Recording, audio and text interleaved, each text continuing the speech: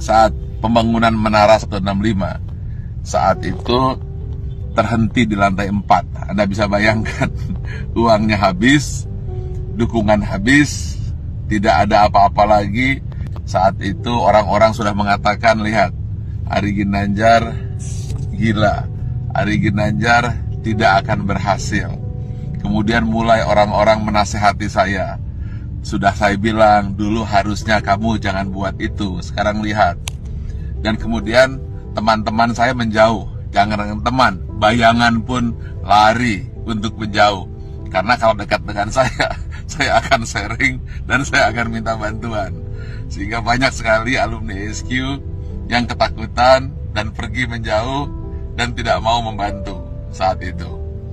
Lalu tiba-tiba bapak saya bilang, dia manggil saya A, coba sekarang lakukan ini. Apa itu? Saya tanya. Doakan saja semua orang yang ada di sekitarmu yang kamu lihat. Tukang bakso, supir bis, tukang sayur, orang-orang miskin, orang-orang susah. Siapa saja yang kamu lihat, kamu doakan. Lalu saya doakan. Saya tidak peduli. Pokoknya melihat orang saya doakan. Kalau melihat orang gemuk, saya doakan kurus. Yang kurus saya doakan gemuk.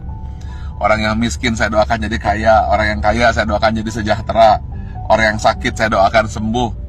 Pokoknya ngelihat apa saja saya doakan. Bahkan kucing lewat pun saya doakan dapat makan. Lalu tiba-tiba di sebelah kanan jalan saya menuju Menara 165 ada sebuah gedung yang nasibnya sama dengan saya. Hampir menjadi kuburan tua. Atau mungkin rongsokan batu dan besi. Setiap hari saya doakan. Berdua dengan bapak saya. Setiap saya lewat saya doakan. Believe it or not, setelah 2 tahun tiba-tiba ada satu orang mulai bersih-bersih. Ada yang kerja ini. Besoknya 2 orang, 4 orang. Dan akhirnya mulai banyak orang kerja. Gedung yang milik orang yang saya tidak tahu siapa yang punya gedung itu, kemudian tiba-tiba selesai.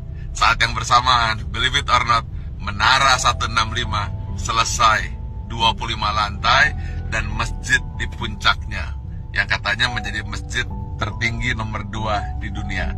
Nomor 1-nya saya tidak tahu ada di mana. Saya ingin sampaikan ini, bahwa kita harus senantiasa berpikir positif, senantiasa mendoakan orang lain, dan jangan berpikir negatif. Setiap melihat apa saja, doakan. Atau ketika melihat orang berdoa, aminkan.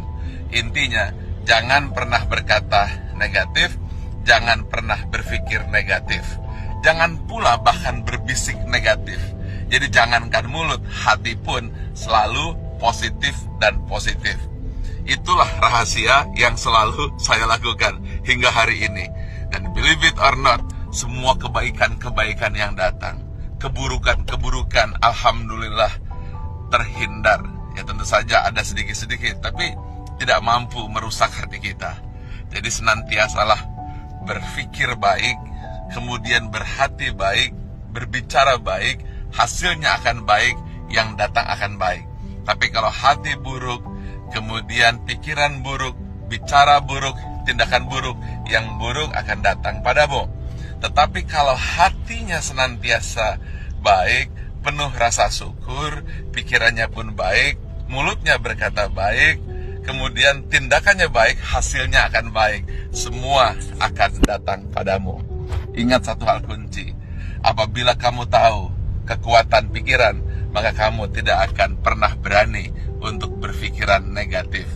Kalau kamu tahu hebatnya pikiran kata, maka yang ada di pikiran, di hati dan tindakan hanyalah kebaikan-kebaikan. Karena semua yang datang adalah hasil pikiranmu.